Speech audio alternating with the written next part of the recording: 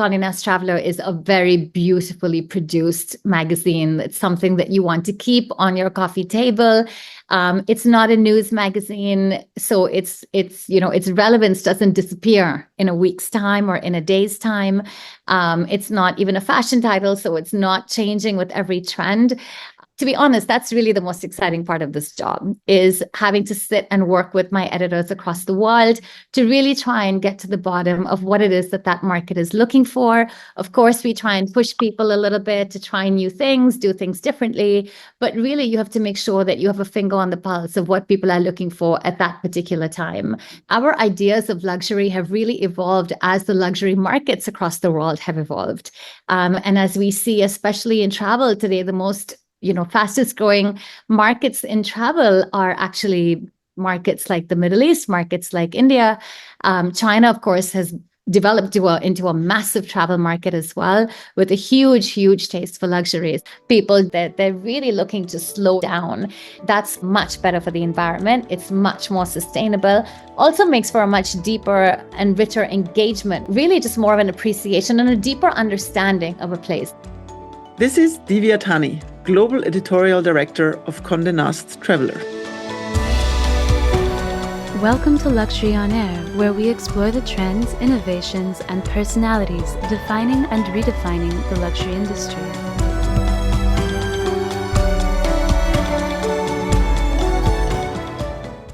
Travel, luxury travel, such a fascinating and multifaceted space. On Luxury on Air, we have been discussing diverse aspects of luxury travel in previous seasons and episodes. We started back in 2022, in episode 10, to explore the adaptation to challenges posed by the pandemic, changing consumer demands, and a greater focus on sustainability with Kempinski Hotels and the Mantis Collection. We continued by exploring the power of hyper-personalization in episode 18 with the leading hotels of the world. And we even learned more about super yachts, private aviation, and luxury concierge services in episodes 21, 26, and 28, respectively.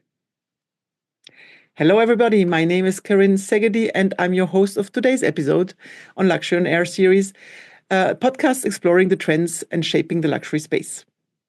Today's episode will be discussing luxury travel trends, more broadly with our very special guests. Well, I was wondering, how do you define if somebody got the best job on earth?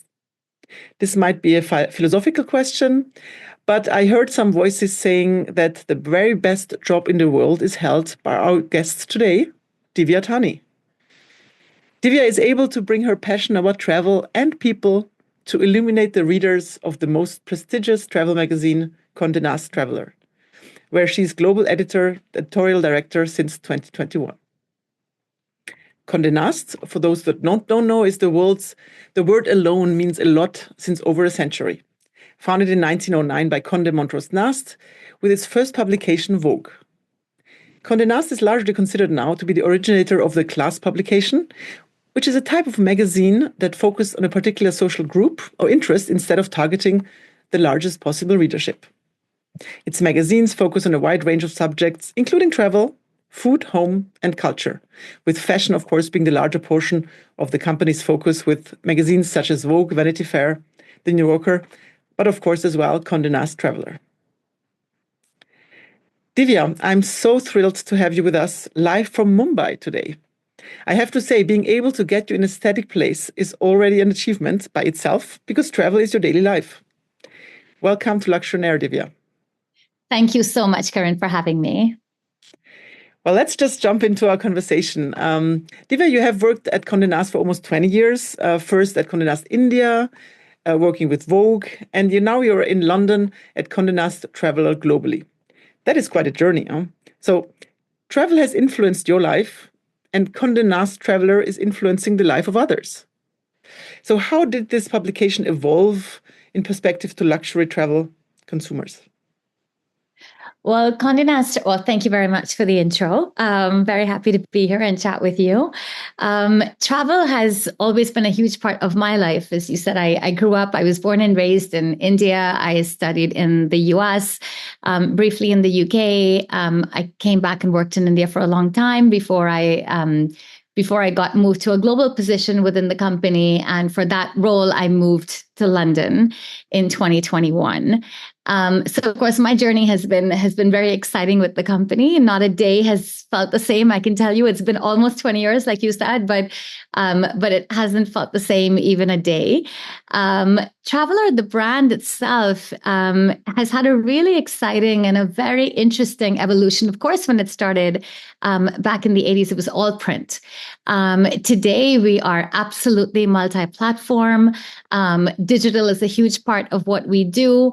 Video is a huge part of what we do. Of course, we're across all social platforms. We have events, we have awards, we have different franchises and IPs. And we're now, which I think is very telling of the luxury market. We started out as a US title, but today we have 8 editions across the world. We just launched Germany, the latest one, which it was about 2 months ago that we launched Germany.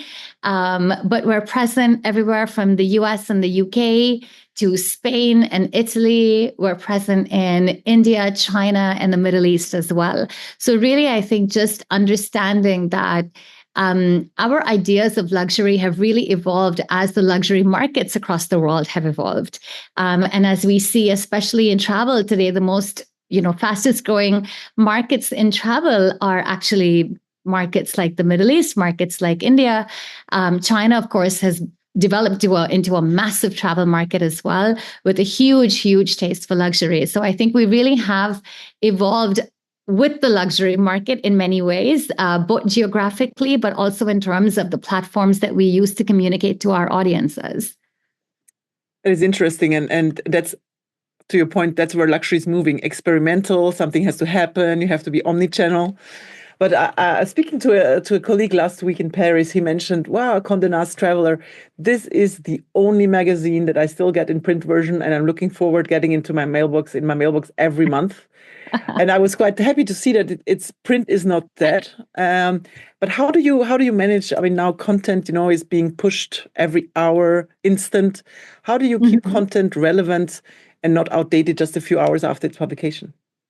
Well, I'm very happy to hear that, first of all. Thank you to your friend. And I'm very happy to say that, we've been talking about print being dead for, I don't know how many years now, and it's still very solid. It's still there. I think we have a bit of an advantage, to be honest, Karen. I think because, first of all, Condé Nast Traveller is a very beautifully produced magazine. It's something that you want to keep on your coffee table. It's not a news magazine, so its relevance doesn't disappear in a week's time or in a day's time. It's not even a fashion title, so it's not changing with every trend. Really, these magazines serve a slightly different purpose today than they used to, I would say 20 years ago. With Traveller, we think very deeply about why audiences are buying print and why audiences go to our digital channels instead. And they're quite different purposes.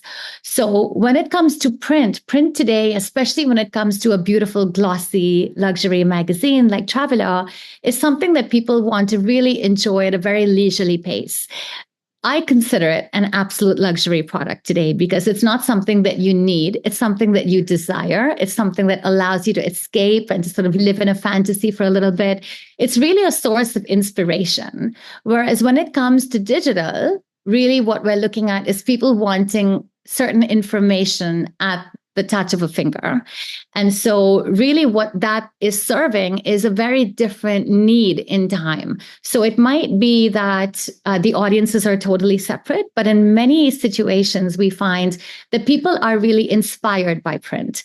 They might, it might put a place on your radar that you would never necessarily think about. For example, we had Chad on the cover of our American as well as our British editions a few months ago. And now Chad is not a place that, very many luxury travelers know about or would ever even consider going to. But when they see those beautiful images, and it's one of the most gorgeous stories I've ever seen and ever produced, suddenly you look at it and you're like, oh my God, I never thought about that. Later on, when you're thinking about your travels and you're thinking about where can I book, at that point, you might search for Chad. And the information that you would see on our website at that point is very, very different to what we had written in the magazine. In the magazine, we have a beautiful story that really talks a lot about the history and the culture and the sort of, the sort of feeling that the writer got as they were traveling through and what that did to them. And it's absolutely gorgeous, but it's a much slower pace. Whereas when people are looking online for Chad, they're looking at more specific things. What is an itinerary going to look like over there? Is it safe to travel? Where can we stay? Are there places to eat? Is there a travel specialist that I should be using to book this particular trip? So it's much more need-based when it comes to online. It's not really as much surfing for inspiration. The surfing for inspiration very often comes on social platforms like Instagram, for instance, or TikTok. So all of the platforms that we use now serve very different needs. They're very often complementary, and they're usually complementary. But they're really thought about strategically in a very different way. So our teams are all now specialized. We have many people that are specialized in print, specialized on digital, specialized on social, but really they all work together in a very collaborative way so that we know when we're sending a team out to Chad that they would get what they need across all of our platforms at the same time. So it's definitely become a much more complicated and a much more exhaustive way of working. But, like you said, you have to go where the audience is. And I think it would, all of these platforms allow us to tell stories in really different ways. What you can do in print is so beautiful. And the photography at Traveller is still just absolutely every issue. Even today, after all these years, I open it up and I'm just absolutely gobsmacked by how beautiful it is. But on the flip side, if you look at what video can do, it can give you an immersion into a place that may not be possible in print. So I think everything serves its own purpose. And this is, and you always have to keep the same global image because you only have one brand name and it has to be consistent in all the different media that you're using. It certainly has to be consistent, but I think what's more important is that it's relevant to the market and the audience that it's speaking to. So to give you a very simple example, we all think, for instance, on the outside, I think people think, if Traveller is doing a Paris story, we can just run that Paris story across all 8 markets because everybody goes to Paris, right? That's sort of like the way that a lot of people think about it. But the truth is that a British traveler, for them, going to Paris is no big deal because you get on the Eurostar from London and you're there in a couple of hours. So it's really not considered a big trip of a lifetime. Whereas if you speak to someone that's coming to the US that's coming to Paris from the US market, it's a totally different ballgame. They've seen other media, they're watching Emily in Paris, they're thinking about different things when they get there. Compare that to, for example, travelers from the Middle East. If you're from Lebanon going to France, you have a completely different relationship with France. Similarly, when it comes to travelers from China, for them, that's a much, much larger trip.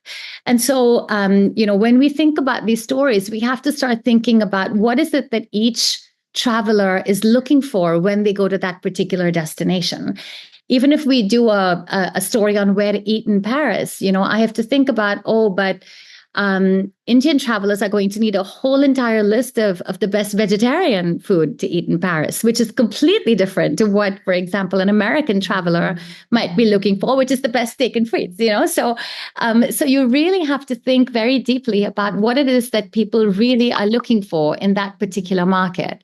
And that particular destination. So yes, the brand image absolutely stays the same. The core pillars, our mission, our vision, all of those big things stay the same.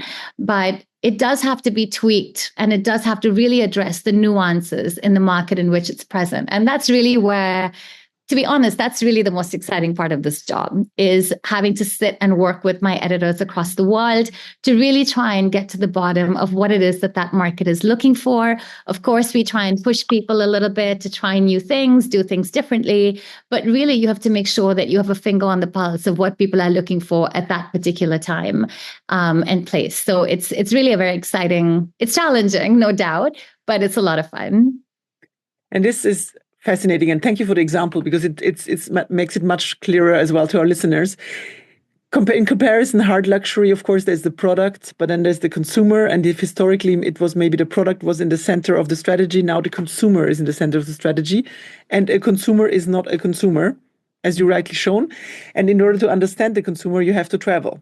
But you're even in the travel business, and that's even a step further. But I think that's why you said you have to sit with local editors in chief, but you travel as well to understand the different understandings and cultures. Absolutely, yes. But we really allow for the local editors to have a big say. Everyone has a seat at the table, and that's what I think for me personally, my greatest learning on this job, and the reason that I love this role so much, and I'm so grateful for it, is just having that ability to sit on the same table with all of the editors and for everyone to bring their own perspective. And you really do end up seeing things in a very different light and thinking of things in a different way than you ever have before, because it's, what you're doing essentially is, even if you're not traveling and you're sitting at this table with everybody, or even if it's on a Zoom call, you're getting such insight and exposure into a completely different culture and way of thinking. And I think, we all, that's why we travel as well, isn't it? So it really does enrich and deepen, I think, all of our experiences to have that. I cannot agree more. I love traveling. When we discussed before, I mean, the pandemic has, of course, after the pandemic, there was no travel, and you had immersive travel experiences, virtual travel experiences, which can never replace real travel. Then there was the revenge shopping of the consumers trying to buy a lot of luxury, finally had a lot of money left. And then when all the borders opened up again, new travel, different travel than before. What did you experience? Oh my goodness. I would say that the pandemic really, really impacted travel in so many different ways. First of all, of course, during that time, the travel industry was the first to get hit, and that hit really lasted the longest because we simply had to stay home. We weren't really allowed to go anywhere. The industries took such a beating, and it was a very, very difficult time. There were days, honestly, there were nights I had where I really thought that we would never travel again. It was a really, really dismal and dark time, I think, for a lot of people in the industry. And then, of course, people started to move around closer to home. And that became a really, really big trend for a while, is to really discover what's in your own backyard. And I think that created a massive, massive change in people's perspectives and a real appreciation for travel in general, but also for travel that was close by, travel that was simpler. Everything didn't have to be really complicated and elaborate. It could be, it could be a day trip. It could be a weekend getaway. It could be a staycation. We started to see real engagement on those sorts of topics. As time went by, and of course, we started discussing revenge travel. What's really happened, we did see that, but I think what's happened since then has been much more interesting, because the pent-up demand that we thought existed for travel has sustained, and it's been a few years since the pandemic now, and we're seeing that travel is still people's number one priority. They haven't stopped since the pandemic. So now, instead of calling it revenge travel, we just call it travel with a vengeance, because it seems to be all that people want to do. And as we've seen a little bit of a dip now in luxury products, as you mentioned before, fashion and luxury at the moment are taking a little bit of a fall in terms of consumer demand. What we've really seen is that the pandemic shifted people in a big way from product to experience. And that idea that we lost all this time, the idea that we lost people that were close to us, the idea that family and connections were so important, and that nothing was more important than that. That's something that has stayed with people since the pandemic in a very, very tangible way. And that's being reflected today in the fact that prices for everything in travel, whether it's your airfare, whether it's your hotels and your stays, your transportation, your logistics, all of that has gone through the roof. And yet it's impossible to get a seat on an airplane or to get a room in a hotel in, for example, in Europe in the summertime. This is what people are spending their time on. And they're spending their money on it, and they're spending a lot of energy on it as well. So that has been a really interesting shift. The other thing that we've seen since the pandemic was, and of course, all of these were micro trends, but the pandemic really sort of propel them into becoming massive mainstream trends. One was the idea that people really miss travel, and that travel was, they realized, for them almost a form of therapy. And as we started to think about that, and as people suffered so much during the pandemic, not just physically, but even in terms of their mental health, wellness started to become more and more mainstream in people's conversations. And consequently, wellness travel has absolutely exploded since the pandemic. This is something that people, of course, definitely there were people that did it before, but today the kinds of numbers that we're seeing for wellness travel are through the roof. And when we talk about wellness travel, we're really talking about, I'm not talking about going for a massage in a spa, in a hotel. We're talking about people that are really looking at wellness in a much more holistic way.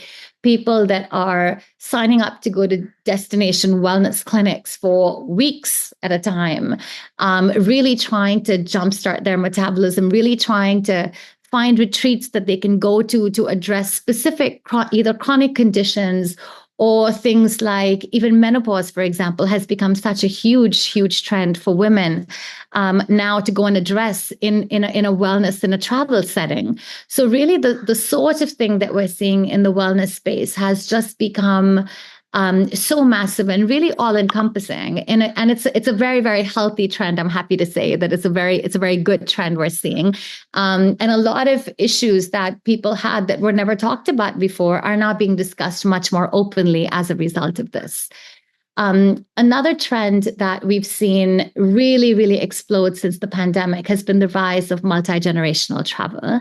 And that is, obviously during the pandemic, a lot of people had decided to, a lot of people were separated from their families, but a lot of people then decided they would travel and reunite with these families. A lot of people ended up moving in with their families and traveling with them for the first time. And what's happened is, again, those trends have stayed, they've sustained because people now feel like traveling as a group, multi-generational, meaning that you could have grandparents in their 70s, you could have people in their 40s, you could have them with their children, you could have extended cousins and aunts and uncles joining, you could have friends that feel like family joining.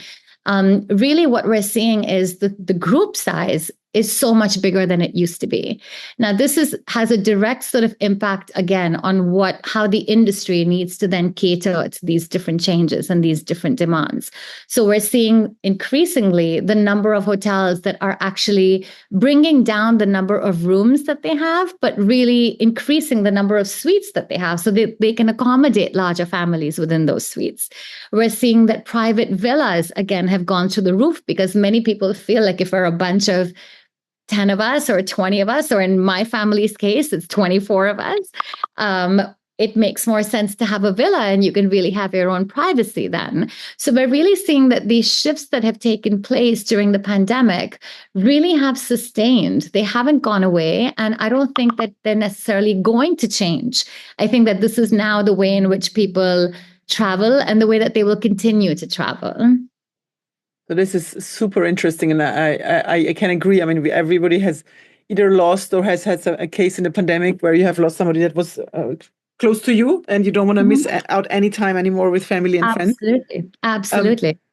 How do you? I mean, but conversely, we know as well that people are more and more single, living alone. Maybe don't want kids, divorced, and still don't want to stay home or need to travel in groups. Is there another trend that you see, that's something specific for maybe women traveling alone or singles? Oh, absolutely. I think the single biggest segment, actually, when it comes to traveler growth is solo women travel.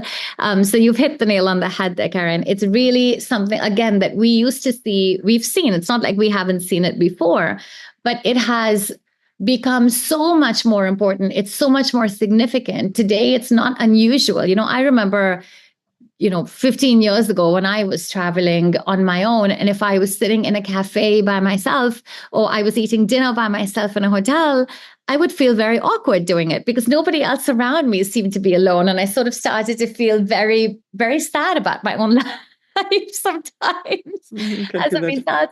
But the truth is that today, we really don't bat an eyelash. And I think it definitely has something to do with, again, a big change in the pandemic and people not wanting to waste any more time. It's a question of maybe you don't have someone to travel with, but you don't not want to go somewhere. There was a big story recently, again, in the New York Times about how people were deciding to go off on solo vacations even during holidays and festivals like Thanksgiving and Christmas. And that to me is really a shocker, because I would think that at least during the holidays that would be a time that people would spend with family. But the truth is that as people continue to prioritize themselves and their own mental health, I think for women especially, travel really is empowerment for women. I think it's a real act of empowerment. I think that, increasingly as we see around the world, more and more women becoming independent, becoming financially independent. And once that happens and they're much more in control of their own lives, they don't want to wait around. They don't want to be encumbered by somebody else. They want to actually be able to do what they want when they want to do it. And now they can afford to do it. So we're only going to see more and more of this. We actually have a podcast called Women Who Travel, which comes out of the US. And it's something that we've had for several years. But again, the popularity of that podcast keeps increasing. And the sorts of stories that you hear on the podcast as well become so much more interesting, because you really have a diversity of people around the world that have decided that travel for them is their number one priority. And a lot of people, and we know that younger generations want to be very asset light. They don't want to own things necessarily. They don't necessarily want to own their homes or own their cars. They're very happy to rent. They're very happy to take Ubers. It's a different world now for younger people. And for them, what do they want to actually spend their money on? It's really on self-care, and travel is a massive form of self-care and of seeing the world. And I think people are curious naturally about the world. And the more exposure that they get, the more that they're looking at things online, things pique their interest that they may never have had exposure to. And today we live in a world where you can get on a flight and you can get somewhere if you have the means in just a few hours. So if you have nothing stopping you, you're going to go for it. Mm. So maybe let's maybe stay with the generations a bit, and we'll speak about the golden economy just in a minute. But if you look at the Gen Z in the luxury space, we see that before Gen Z, or the younger generations overall, were taking more cost-efficient models. They were maybe starting with some entry-level luxury. Now they really like the top brands. They like high-end. They queue up with the biggest stores. They want to be, the obvious luxury that is being seen and recognized. In travel, at my good old days when you were young, you were doing an interrail or you were backpacking, and and you were traveling cheaper. Yes. Do you see the same trend now that Gen Z wants luxury immediately and would put more of their share of wallet into travel?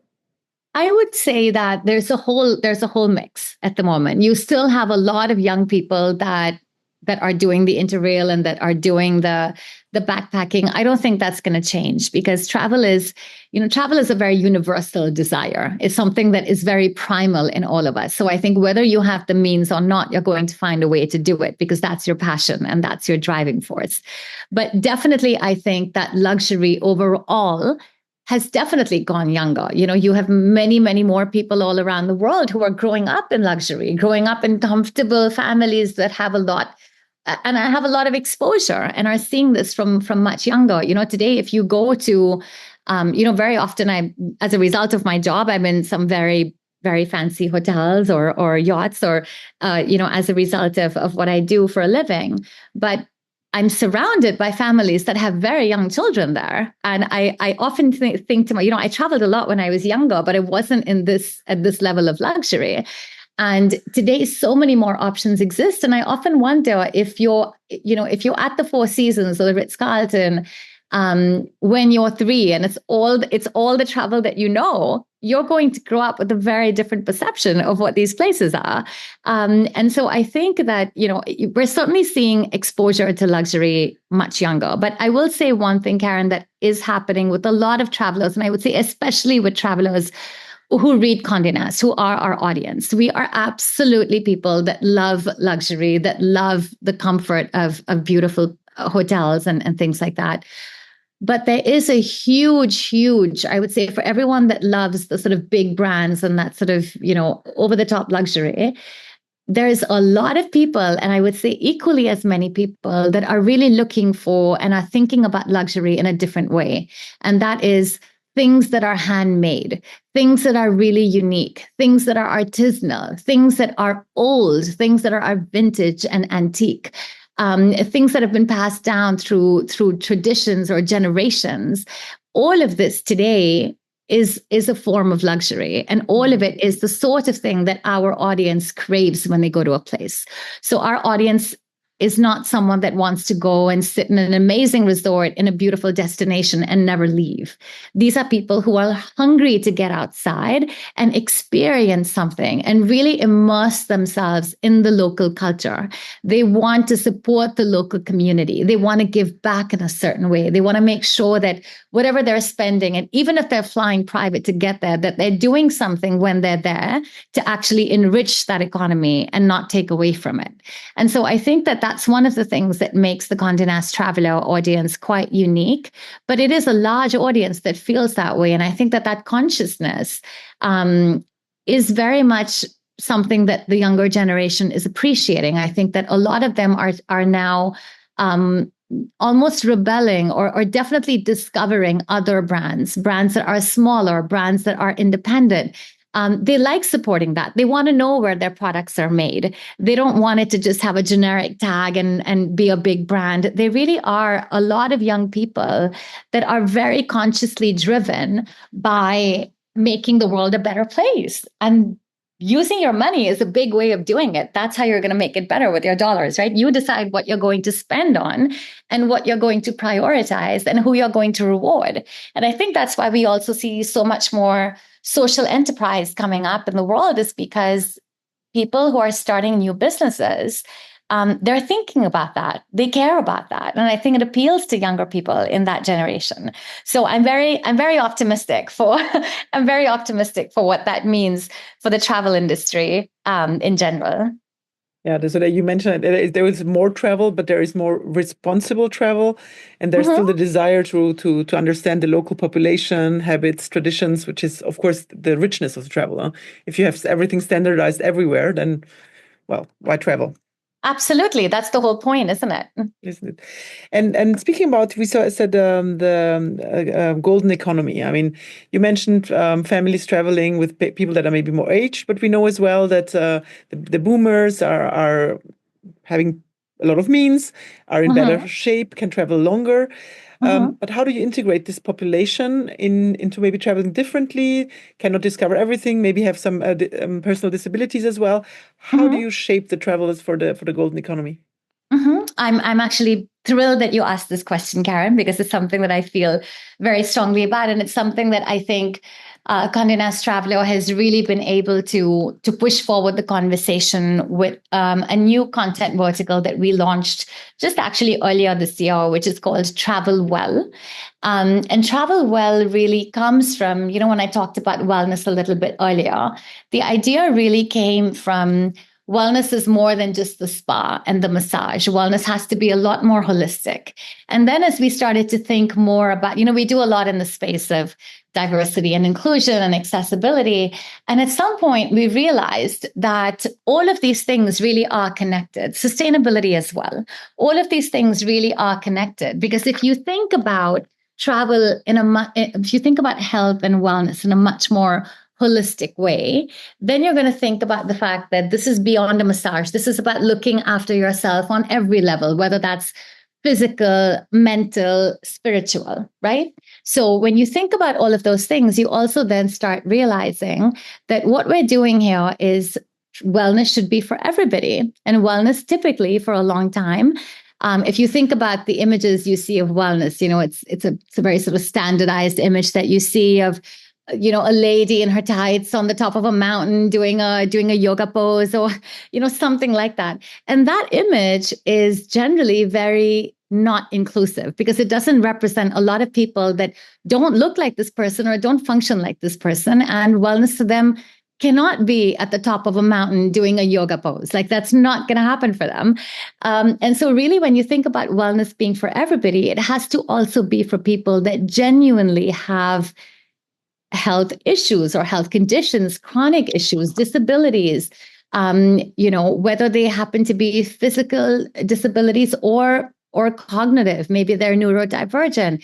We have so many families today where at least one member of the family is on the spectrum somehow or does require some help. The other thing that's really important to remember is that most of us at some point in our lives will experience some form of disabledness in some way or the other, whether that's temporary or permanent. And so really, if you think about this really becoming much more inclusive, you have to think about people that genuinely have real problems that have to be addressed, and they can't be addressed by doing yoga on a mountaintop. Sorry to beat that metaphor to death, but so really we're thinking about this in a much larger way. So really discussing wellness for people that have many of these sorts of issues. And that really, again, ties, of course, into accessibility, because we talk about accessibility all the time. And accessibility has to mean more than just a ramp that you can use to take a wheelchair. There's so many other ways that you have to be accessible as a destination, as a hotel, as a cruise ship, as, anywhere that you go and travel. And so really, when you think about that and really representing people of all kinds, diversity and inclusion all become a part of this conversation. So Travel Well, sorry to give you such a long answer, but Travel Well discusses all of these things in the best way that we possibly can. And the idea really is to create content that allows people to really find great value, that they find it really useful in navigating the world of travel as a person that may not be what you've been seeing in brochures all your life when it comes to travel and wellness. So that's really where we are at the moment. We're just putting out a great video that I'm so proud of, with a wonderful advocate called Lucy Edwards, who's visually impaired, and she went on a wonderful safari for us to Africa.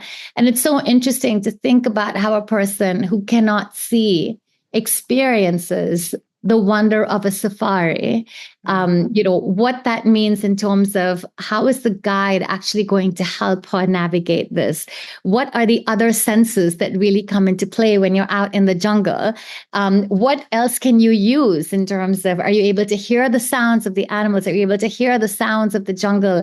Are you able to, to smell the terrain of where you are, how different it is? There's, how tactile can you be? So really, this is so fascinating to me. And it's so important, I think, for us to be discussing and telling these kinds of stories so that everybody does feel like they, not only like they're represented, but they actually can travel. Because for so long, so many people have felt like if they had these sorts of problems, that they were confined to wherever it is they were. If you were confined to a wheelchair, that you couldn't travel. We have an incredible columnist called Sophie Morgan, and she's been in a wheelchair since she was, about 18 years old. And she's an incredible advocate. And she started something called Rights on Flights, which is really to help people that are wheelchair bound to basically have more rights when they travel on airplanes. Because I did, and the truth is I'm very ashamed, but I didn't know this myself until I started discussing it with Sophie. How often her wheelchair, for example, would be broken on a flight, or it would be lost, or there'd be no place, so they wouldn't know whether she had to board in the beginning or at the end. And it was always something that, even though people were very well-meaning, that they were unprepared for and didn't really know how to treat her in the best possible way, and ended up being really insensitive and ended up costing her a lot of money. And I think just the emotional trauma of it all is so important as well to acknowledge. And so Sophie's really been pushing for rights on flights, and they've made some great progress there, both in the UK and in the US. And so I'm really pleased to see that there's more and more people that are backing this, because it shouldn't be just up to them to be fighting for this. It really should be something that all of us get behind. Amazing stories. These examples, again, bring it to life. And I for your safari story, having been in Botswana myself just a year ago, you cannot forget the Jeep drives. Your back doesn't forget. And you don't forget, because it's just such an adventure with or without open or closed eyes or sight, I think, definitely. Maybe speaking more about diversity and inclusion, and Divya, you mentioned the vegetarian food for Indians traveling to Paris. You mentioned the female traveling alone. But of course, the travelers and the consumers are more diverse, personal lives, considering the cultural, religious, sexual background. How do you adapt to all these backgrounds in terms of diversity and inclusion when proposing travels and when adjusting to them? Well, I suppose it's a case-to-case thing, but to be honest, I think we've been doing this for a long time, and I think that I like to think that the team is very good at thinking about everybody when we create all of this content. Not everybody travels differently as a result of their sexual orientation or something else. In some cases, yes, of course, you have to, and there are safety issues and regulations that you have to keep in mind. But really what we try and do is write for as many people as possible right from the beginning.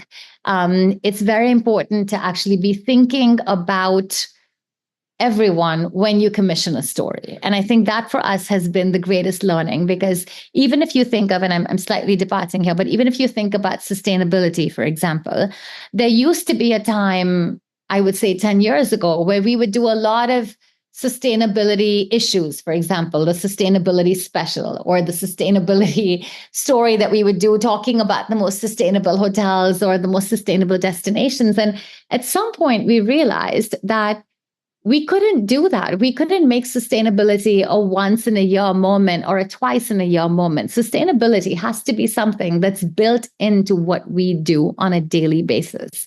And so we actually stopped doing that.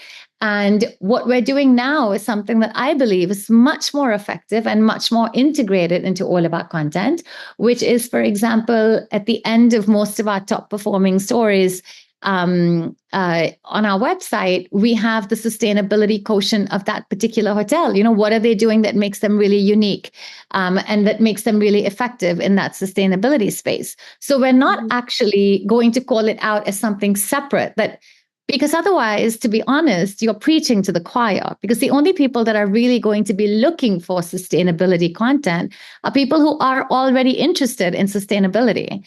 And so what we would like to do is to make sure that anyone who's reading the content encounters what we think about that hotel or that destination when it comes to sustainability.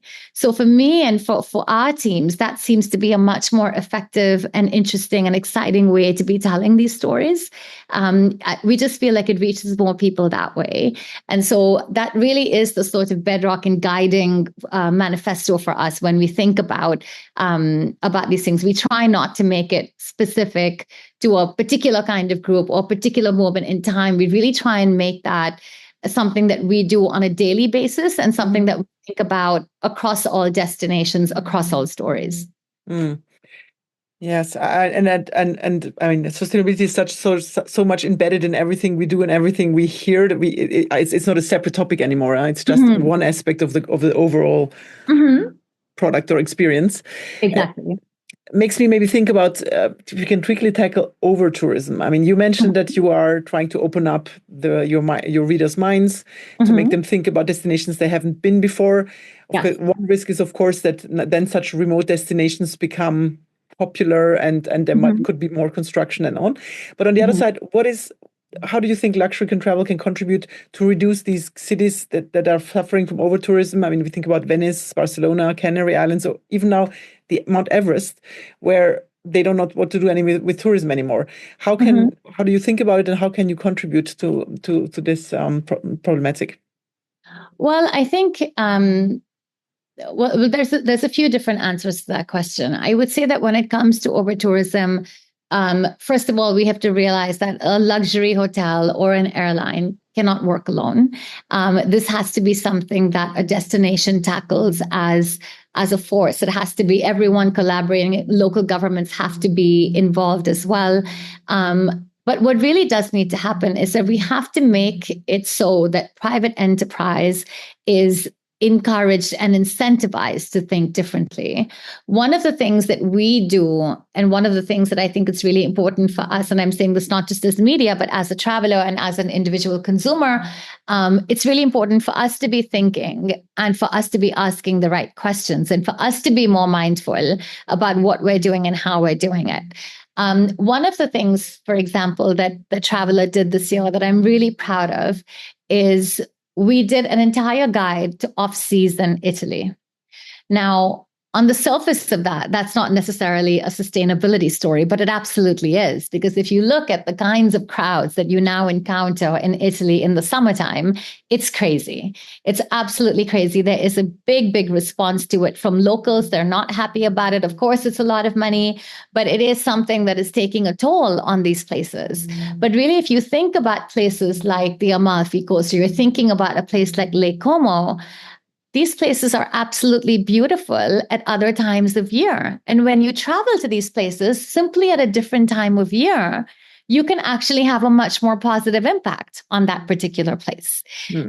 We also, for example, do, because we're thinking so much about the fact that, because of global warming, a lot of weather patterns have been disturbed, and a lot of people really do need to be thinking about that now. And they do think about it when they're actually booking trips. So for instance, last year, a lot of people felt like Spain had gotten really, really hot. And they were thinking about, alternative destinations, looking more, for example, at Scandinavia, which saw a massive increase in tourism as a result of that.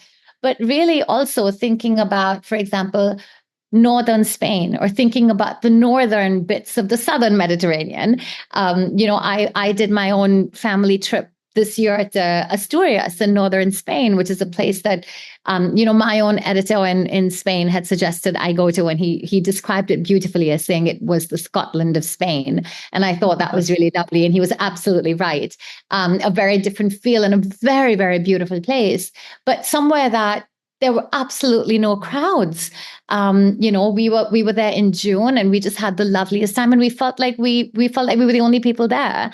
And I think when you're able to think about things in a more strategic, smart way when you travel, and that's what we like to do as Traveller. We want to give our audiences and our readers an inside edge when they travel, and these are ways to do it. Obviously, when it comes to places like Venice and Barcelona, if you think about, for example, many, some cruise ships, for example, are now building out resorts on private islands just because of the backlash that they're getting when they arrive at these places that are already so crowded. I think that the more outrage there is, people will have to address the issue.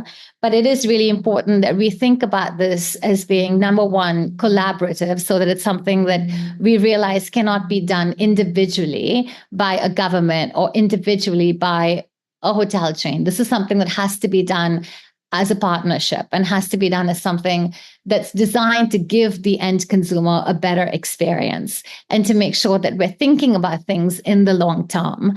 And really, as we've seen with so many businesses, the minute you are able to demonstrate that being sustainable is more cost effective, you will see a shift. That's something that we've seen. That's what really moves the needle. That's when the penny drops, is when it starts to make commercial sense for people.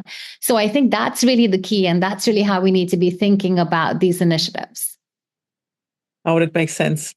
Yes, travel. There is a big shift, and I'm glad to hear that you're contributing in this as well, in making conscious choices or conscious suggestions. Oh, absolutely. So maybe last question, Divia, and we could speak for hours, but we have to come to a close. We like to ask about the future. And of course, when we're looking at the Condé Nast Traveller, I, for example, was intrigued by you already being in the forefront on trends like the best bars for an alcohol-free tipple in London. For those who celebrate Bright January, I thought this was absolutely stunning, because there is a trend in that direction. Where do you see the trends in luxury traveling and luxury market more broadly in the next 5 to 10 years? And how do you get ready for that? Yeah, absolutely. Well, I think, obviously when we're talking about trends, the biggest thing that everyone is now talking about, of course, is the use of artificial intelligence in any sort of trip planning that we're doing, in any sort of CRM, in anything to do with travel. We know that AI is going to be something that on the back end is really going to help people to travel better, to travel smarter. But on the front end, I think we're going to see increasingly one of the big things that we predict is going to really sort of come to the forefront is the idea of quiet travel. And that's something that is, really related to people getting a sort of digital detox. We talked about safari a bit earlier. I was on safari in Tanzania a couple of months ago, and I had complete 4G service the entire park wherever I went. And I thought, that's crazy. I don't know how I feel about that, because you really sort of feel like you want to get away from it all. And you want to make sure that you experience something 100% in the moment without any of those other distractions. And travel really is the most immersive way that you can enjoy your life and not actually be thinking about something else. It's meditative in a certain way. And so I think that more and more people are going to be seeking out these very remote locations, really finding ways to keep their phones away, to disconnect from the Wi-Fi, and to just disconnect, period, on a much deeper level. The idea of quiet trips, the idea of being in places where you can see nothing but a million stars in the sky and not hear anything but the sound of nature is going to be a massive, massive reason for people to be traveling. Another thing that we're seeing in a big way, of course, which I touched on slightly before, was coolcations. It's not a word I love, I have to confess, but it is something that we are thinking about increasingly as the planet gets hotter and hotter. We're seeing heat waves and wildfires.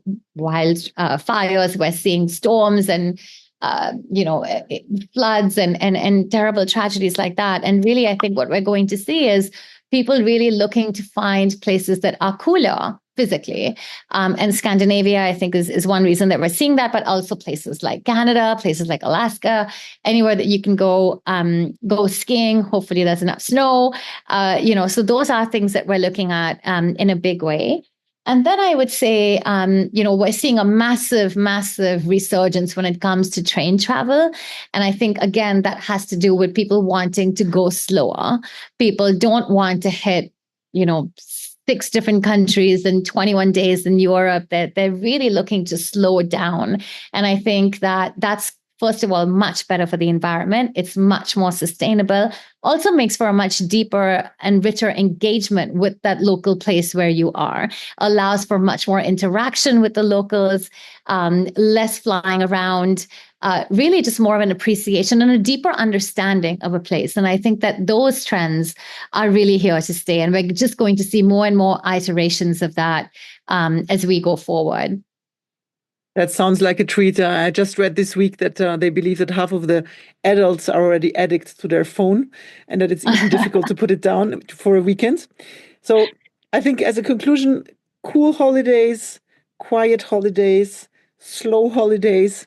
Yes. That's the trends. We all look forward to it. We all need some time off. And this was a fascinating discussion. Divya, thank you so much for giving your perspective, your examples, bringing it to life, showing us that there's a different way of travel and different way of thinking about and more inclusive about the overall generation. So I really love the conversation. Thank you so much for joining us today. Thank you. No, thank you so much for having me. I really enjoyed it. And thank you so much. Thank you for listening to Luxury on Air with Karine Szegedi and Felicitas Morhart. This podcast is provided to you by Deloitte Switzerland and the Swiss Center for Luxury Research. If you've enjoyed this episode, you can leave us a 5-star review. If you're keen to stay up to date on what's trending in the luxury industry, don't forget to subscribe. As always, you can find more information about the current episode in the show notes. We wish you all the best. Until next time.